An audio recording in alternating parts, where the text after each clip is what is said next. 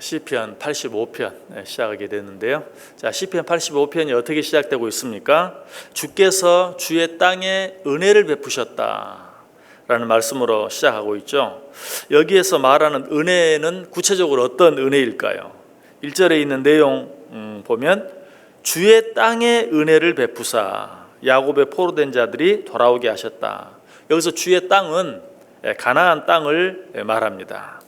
그렇다면 이 말씀은 하나님께서 가나안 땅에 은혜를 베푸셔서 당신의 택한 백성들을 포로로부터 자유롭게 하시고 그 땅으로 돌아오게 해 주셨다라는 그런 말씀이에요. 그런데 여기서 말하는 포로는 어떤 포로를 말하는가? 육신적으로 애굽의 포로가 된 그것만을 말하는 것이 아니라 죄의 포로된 우리들을 가리키는 것이죠. 하나님께서 이스라엘 백성들을 출애굽시키셔서 구원해 주셨다, 가나안 땅에 들어가게 하셨다는 것은 죄로부터 구원해 내셔서 구원함을 얻게 해주셨다, 죄의 용서함을 받게 해주셨다라는 그런 의미. 그러면 오늘 본문에서 그 땅에 베푸신 은혜는 어떤 은혜냐면 우리의 죄를 용서해 주신 은혜를 말하는 것입니다. 그래서 2절이 그렇게 말하죠. 주의 백성의 죄악을 사하시고 그들의 모든 죄를 덮으셨나이다. 주의 백성의 모든 죄악을 사하셨다. 그리고 그들의 모든 죄를 덮어주셨다. 없는 것처럼 해주셨다라고 말하고 있어요. 이 사실을 통해서 우리는 하나님의 속성 가운데 중요한 한 가지 속성을 보게 되죠. 그것은 무엇입니까? 죄로 말미암아 죽을 수밖에 없는 우리들을 긍휼히 여기셔서 그 죄 가운데서 구원해 주시는, 하나님의 자녀 삼아 주시고 하나님의 백성 삼아 주시는 그 은혜. 그래서 요나서 4장 2절에 보면 주께서는 은혜로우시며 자비로우시며 노하기를 더디하시며 인애가 크시사 뜻을 돌이켜 재앙을 내리지 아니하시는 하나님이신 줄 내가 알았음이니이다. 우리 하나님 어떤 하나님이시라고요? 은혜로우시며 자비로우시며 노하기를 더디하시며 인애가 크시며 뜻을 돌이켜 재앙을 내리지 아니하시는, 우리의 모든 죄를 용서해 주시는 그런 하나님이시다. 또 시편 103편 8절 이하에도 보면 여호와는 긍휼이 많으시고 은혜로우시며 노하기를 더디하시고 인자하심이 풍부하시도다. 우리 하나님의 중요한 속성, 아니 가장 중요한 속성 한 가지가 뭐예요? 은혜로우신 하나님. 그래서 우리의 죄를 용서해 주시는 하나님. 아닌 것 같은데요. 하나님은 잘못하면 그저 벌 내리고 우리를 힘들게 하고 어렵게 하시는 그런 분이신 것 같은데요. 그것도 맞죠. 우리 하나님은 은혜의 하나님, 사랑의 하나님이실 뿐만 아니라 동시에 어떤 하나님이시기 때문에 공의로우신 하나님이기 때문에. 그러나 그 하나님의 공의로우신 모습, 그 하나님의 무서운 모습 속에도 하나님의 은혜로우신 모습이 들어있어요. 뭐냐면 우리가 죄를 지으면 징계를 하시지만 내 죄의 크기만큼 징계하시는 것이 아니라 내 죄의 크기보다 훨씬 더 작게 우리를 징계하세요.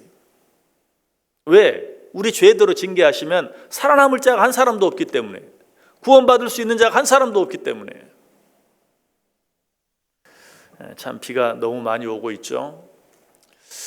이런 것들을 보면서 이렇게 생각하는 분들도 있죠. 하나님께서 우리를 징계하시는 것이다. 우리 인간의 교만함, 오만함, 그래서 그냥 자연을 마음대로 훼손하고 마치 우리 것인 것처럼 내 것인 것처럼 함부로 해서 이런 벌을 받는 것이다. 분명 일리가 있는 말이, 하나님이 그러실 수도 있어요. 우리 인간의 마치 우리가 마음만 먹으면 못할 일이 없는 것처럼 하나님 앞에 교만해지고 과학이 발달하고 의학이 발달하면서 하나님 앞에 점점 교만해지는 우리에 대한 하나의 징계, 코로나19도 마찬가지, 이런 자연적인 재해도 마찬가지, 그럴 수 있어요. 그러나 설령 그렇다 할지라도 우리가 분명히 알아야 될 것은 우리가 지은 죄에 비하면 너무 작은 것이, 우리가 지은 죄로 말미암아 이런 벌을 받는다면 이 벌은 얼마큼 커야 돼요? 노아 홍수만큼 커야 돼요.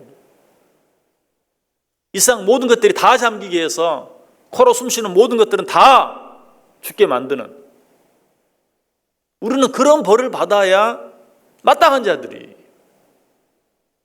그럼에도 불구하고 이 정도까지만 하시는 것은 무엇입니까? 하나님의 은혜라는 것이죠. 하나님이 은혜로우시고 자비로우시고 노하기를 더디하시고 오래 참으시고 하시는 그런 하나님의 속성 때문에 우리가 잘못하면 우리의 죄를 깨닫게 하기 위해서 때때로 무섭게 아프게 징계를 하시지만, 그러나 그 징계는 우리가 지은 죄에 비하면 아무것도 아니다.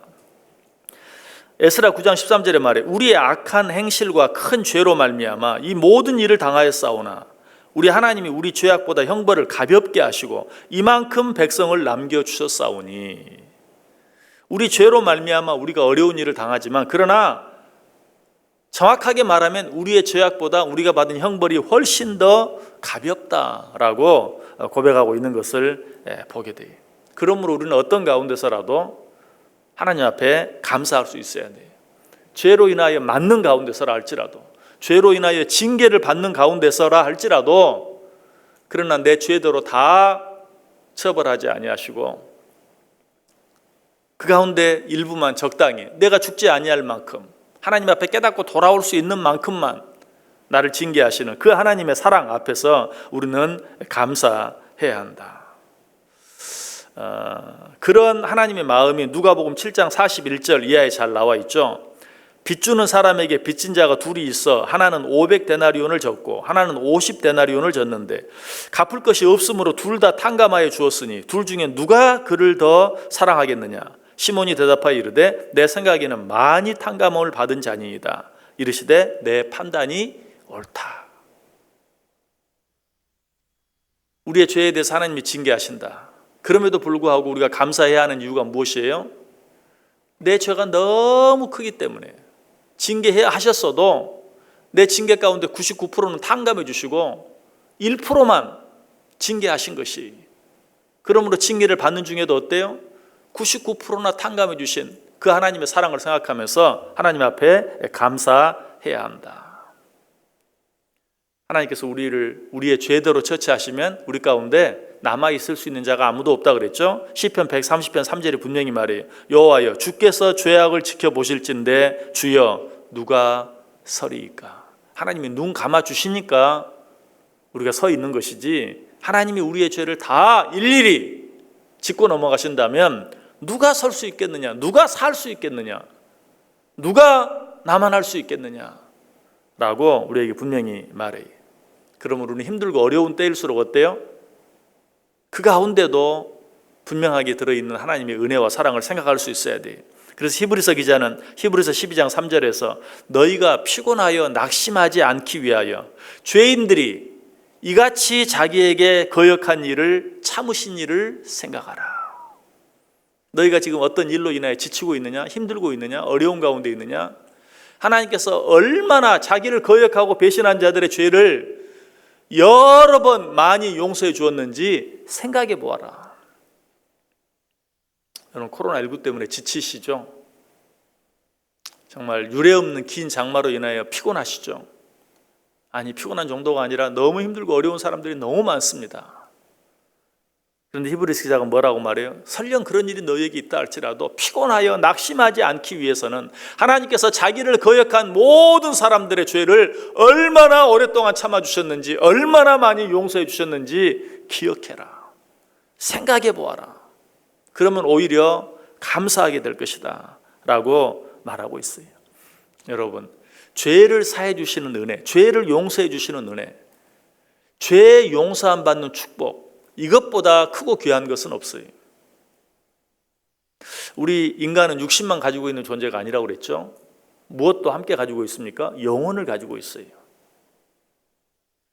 그러면 우리 인간이 행복해지기 위해서는 어떻게 돼야 되는가? 육신만 행복해서는 안 돼요.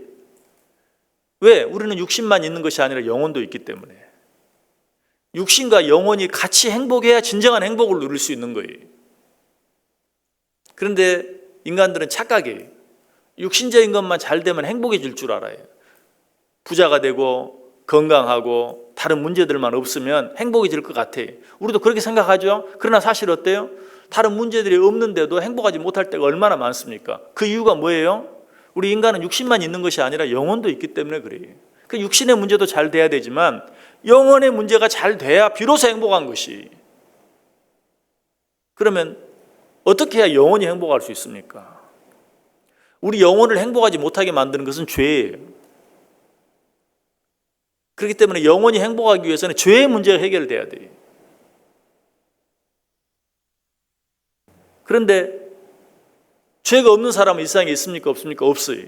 영원히 행복하기 위해서는 죄가 없어야 하는데 죄 없는 사람은 한 사람도 없다고 성경이 말해요. 의인은 없나니 하나도 없다. 너희가 죄 없다 하면 스스로 속이는 것이다. 그러면 우리 인간의 영혼이 어떻게 행복해질 수 있어요? 죄 없는 사람이 하나도 없는데, 죄 없음으로 말미암아 행복해질 수 있는 사람이 한 사람도 없는데 어떻게 행복해질 수 있어요? 죄 용서함 받아야죠. 다른 방법이 없어요. 죄 용서함 받지 아니하면 우리 영혼이 행복할 수 없고, 우리 영혼이 행복하지 아니하면 우리는 절대로 행복하지 못해요. 그러므로 이 죄 사함의 은혜, 이 은혜보다 더 큰 은혜가 없고, 죄 사함의 축복, 이 축복보다 더 큰 축복이 없어요. 그래서 다윗이 시편 32편 1절에서 고백합니다. 허물의 사함을 받고 자신의 죄가 가려진 자는 복이 있도다. 허물이 없는 자가 없고 죄가 없는 자는 없어요. 그러므로 허물 없음으로, 죄 없음으로 행복할 수 있는 사람은 한 사람도 없어요. 그래서 다윗은 뭐라고 말해요? 허물의 사함을 받고 죄가 가려진 자는 복이 있도다. 그런 자가 행복한 자다. 죄 용서함 받는 자가 행복한 자다. 그런데 오늘 본문이 우리에게 이야기하고 있어요. 우리를 죄로부터 용서해 주신다. 그 땅에 은혜를 베푸셔서 우리로 하여금 그 땅으로 돌아오게 해주시는, 죄 가운데서 우리를 용서하시고 우리를 구원하셔서 우리를 약속의 땅으로 들여주시는 그 은혜가 얼마나 큰가라고 오늘 고백하고 있어요. 여호와여, 주께서 주의 땅에 은혜를 베푸사 야곱의 포로된 자들이 돌아오게 하셨으며 주의 백성의 죄악을 사하시고 그들의 모든 죄를 덮으셨나이다. 그리고 뭐라고 말합니까? 셀라. 무슨 뜻이라고 그랬어요? 이제는 안심해라. 좀 너희 죄 때문에 너무 고민하지 말고 두려워하지 말고 이제는 안심해라. 거기서 좀 쉬어라. 편안함을 얻어라. 더 이상 무엇이 필요하느냐? 라고 우리에게 말씀하고 있어요. 그래서 시인도 여기서 잠깐 쉽니다. 그리고 나서 3절에서 어떻게 합니까? 이제는 죄 사함의 은혜를 찬송하죠. 주의 모든 분노를 거두시며 주의 진노를 돌이키셨나이다 라고 그 하나님의 은혜를 찬송하고 있는 시인의 모습을 보게 돼요. 여러분, 지금 너무나 여러 가지로 힘들고 어려운 가운데 있습니다. 코로나19로 긴 장마, 호우, 폭우, 태풍, 이 속에 감춰진 하나님의 뜻이 무엇인지 우리는 다 알지 못합니다. 그러나 분명한 것은 그럼에도 불구하고 감사해야 한다는 것이, 이것들이 우리를 너무 힘들게 하지만 우리가 하나님 앞에 행한 것에 비하면 이것은 아무것도 아니. 이 일 속에도 하나님의 풍성한 은혜와 사랑과 자비와 오래 참으심이 이 속에 너무 많으신 거예요. 우리는 이런 일 때문에 원망하고 불평할 것이 아니라 오히려 감사해야 돼요. 노아의 홍수를 우리가 당해도 할 말이 없는 자들인데 이만큼 우리와 함께 해주시고 우리를 용서해 주시고 또 한 번 기회를 주시고 살려주시고 감사합니다. 감사합니다. 오늘 이 시인의 고백과 감사, 주의 모든 분노를 거두시며 주의 진노를 돌이키셨나이다. 우리를 이만큼 사랑해 주시고 용서해 주시니 또 한 번 참아 주시니 감사합니다 라고 할 때 이 모든 일로부터도 진정한 자유함을 얻는 저 여러분 될 수 있기를 주님의 이름으로 간절히 축원합니다. 기도하겠습니다.